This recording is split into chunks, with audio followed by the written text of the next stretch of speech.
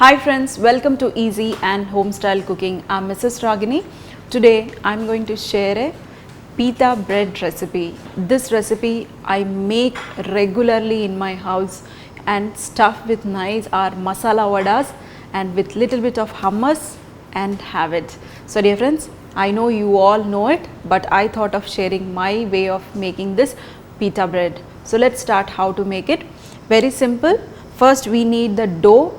To make our pita dough, we need the yeast. How you mix for the pizza dough, the same way we are going to mix it. We are going to add some water, regular water, you need not add warm water also. And in this we are going to add some yeast, half a teaspoon of yeast and some sugar and also salt.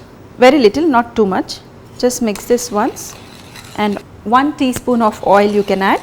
If you want, you can rest it for 2 to 3 minutes so that the yeast dissolves, and then we are going to mix our dough. So here you can see the yeast has nicely dissolved. Now we are going to add 1 cup of maida, that is all purpose flour, and just mix it once. Dear friends, usually this dough they make it into nice soft dough, but I don't like to mix it too soft because we cannot handle the too soft dough. So I am going to make it little bit medium soft. Friends, you can see here I have mixed it nicely. Dear friends, if you want, you can mix it the dough even soft, but I am just making it like this so that you are comfortable to roll it. I am going to cover this and rest it for 1 hour, and then we are going to make our pita breads. So see you after 1 hour. So friends, here you can see our pita dough has nicely doubled in size, and now what we are going to do is take small portion. Pita bread usually they make it into nice puri size. My way of making is I'll dust some flour and I roll it with rolling pin. If my husband would have been there, you know na how professionals will do. So dear friends, here you can see while rolling, just dust some flour, and you need not roll it too thin, just little bit thick you should roll it. Not the puri size, not the pulka size, little bit in medium size.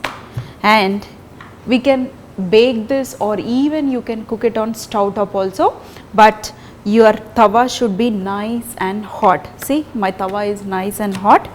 Just put it, and I am going to bake couple of them also.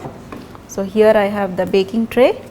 Just put it on a tray and I am going to bake this, and this should puff up nicely. The moment it is puffed up, you need to remove it and serve it. So dear friends, here you can see our pita bread how nicely it is puffing up.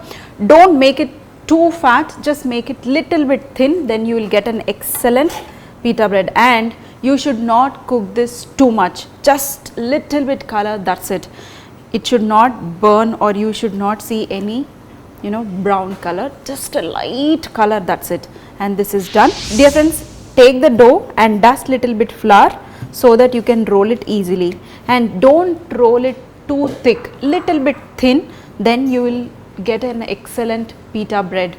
It should puff up nicely, so make it little bit thin so that you will get an excellent pita bread. And now here I have the tray. We can bake it, and even we can cook it on stove top also. So I am going to bake this, and I am going to show how to cook it on stove top also.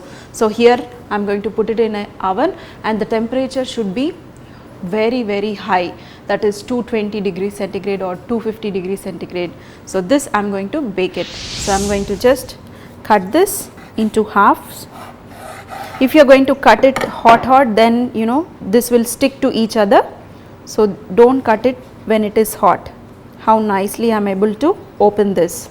Just try to make it as small as possible. In this you can put an excellent stuffings, whichever stuffing you want, you can put it and roll it and have it. So friends, this I have baked it. See, this is nicely puffed up. We should get the same color when you try to cook it in a tawa also. Just let it rest for 2 minutes, and then we are going to cut it into 2 halves and we are going to have it. See the pocket.